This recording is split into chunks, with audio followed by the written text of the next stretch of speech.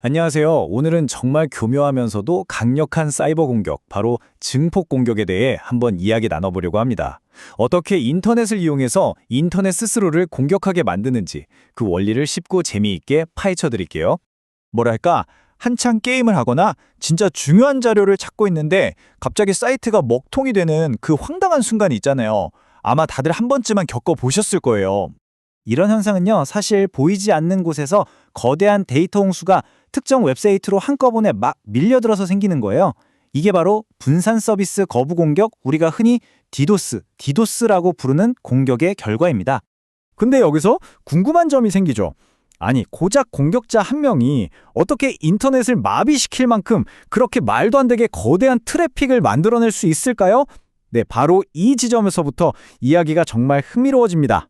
자, 이 공격의 원리를 마치 특별한 레시피처럼 한번 살펴볼게요. 뭔가 엄청 복잡할 것 같지만 알고 보면 몇 가지 핵심 재료만으로 만들어지는 아주 기발한 방법이거든요. 먼저 아주 쉬운 비유를 하나 들어볼게요. 기술적인 용어는 잠시 머릿속에서 지우고요. 이 도서관 이야기에 한번 귀 기울여 보세요. 원리는 이렇습니다. 공격자가 도서관에 딱 엽서 한 장을 보내요. 그런데 핵심은 답장 받을 주소, 즉 반송 주소에 자기 집 주소가 아니라 엉뚱한 사람, 바로 공격하고 싶은 피해자의 주소를 적어 넣는 거죠. 그럼 어떻게 될까요? 도서관은 그 방대한 도서 목록 전체를 트럭에 싣고는 엉뚱하게도 피해자의 집으로 보내버리는 겁니다. 정말 작은 요청 하나가 상상도 못할 결과로 돌아오는 거죠. 이 모든 일의 핵심은 바로 이 반송 주소를 속이는 데 있습니다. 자, 그럼 이제 이 도서관 비유를 실제 기술의 세계로 한번 가져와 볼까요? 이 기막힌 레시피에 필요한 진짜 재료들은 과연 무엇일까요? 첫 번째 재료, 바로 IP 스푸핑입니다. 이게 바로 아까 말했던 반송 주소를 속이는 기술이에요.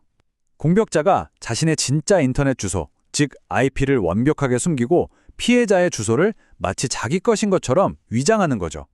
이 교묘한 변장술이 모든 공격의 출발점입니다. 이 공격과 관련해서 몇 가지 용어를 알아두면 좋은데요. 방금 본 것처럼 제3자인 도서관을 이용하는 걸 반사 공격이라고 불러요. 그리고 이 원리를 인터넷의 거대한 전화번호 같은 DNS 서버에 써먹으면 훨씬 더 강력한 DNS 증폭 공격이 되는 거죠. 이런 공격들은 결국 다 수많은 트래픽으로 목표를 마비시키는 디도스의 한 종류라고 보시면 됩니다. 자, 드디어 이 공격의 하이라이트입니다. 바로 증폭 그 자체죠. 어떻게 그 작은 엽서 한 장이 거대한 트럭 행렬로 변하는지 그 마법 같은 원리를 지금부터 살펴보겠습니다. 이제 모든 조각들이 딱 맞아 떨어집니다. 증폭 공격이란 결국 공격자가 위조한 IP 주소로 서버에 아주 작은 질문을 던지면 그 서버가 질문에 대한 어마어마하게 큰 대답을 엉뚱하게도 피해자에게 보내도록 만드는 공격 방식인 거죠. 이 차이 좀 보세요. 정말 극적이지 않나요?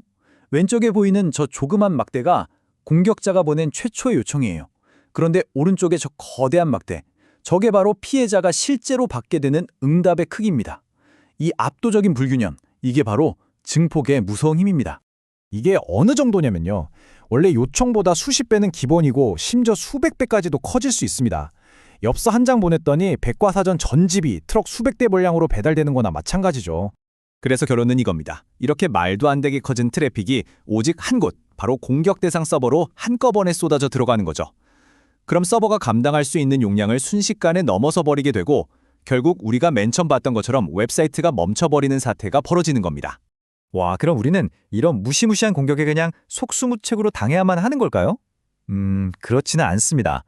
다행히도 이 거대한 디지털 홍수에 맞서서 우리를 지켜줄 방어벽을 세울 방법들이 있습니다. 방어의 핵심은 크게 세 가지로 볼 수 있어요. 첫째, 아예 처음부터 가짜 IP 주소로 들어오는 요청은 입구에서 걸러내는 안티 스푸핑 기술을 쓰는 겁니다. 둘째, 서버가 좀 의심스러운 요청에는 너무 친절하게 많이 대답해주지 않도록 응답 속도를 조절하는 거죠. 그리고 마지막으로 공격에 자주 악용되는 게 뻔히 보이는 서비스로부터 오는 트래픽은 미리미리 필터링하는 방법도 아주 효과적입니다. 결국 생각해보면 이 문제는 어느 한 회사나 서버 관리자 혼자서 해결할 수 있는 게 아니에요. 바로 여기 보이는 말처럼 인터넷이라는 거대한 인프라를 지키기 위한 우리 모두, 즉 공동체의 노력이 필요한 거죠. 모든 인터넷 서비스 제공자들이 함께 나서야만 우리의 디지털 세상을 더 안전하게 만들 수 있습니다. 우리 모두의 책임인 셈이죠.